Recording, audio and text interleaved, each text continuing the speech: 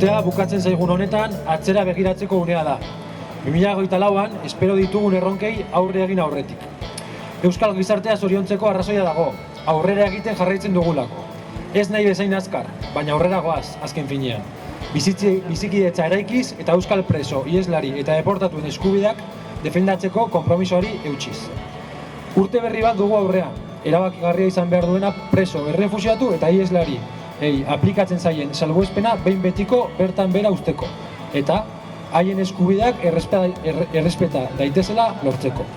Lanean jarraitzera eta mobilizazioari eustera animatzen zaituztegu. Gaur, euskal gizarteari dei egiten diogu giltzak erabiltzen jarrai dezan. Egun hauetan deitutako mobilizazioetan parte har dezan eta bereziki urtarrilaren 13an Bilboko kaleetan zehar, arratsaldeko 4etatik aurrera Lakasillatik egingo den manifestazioan parte har dezan.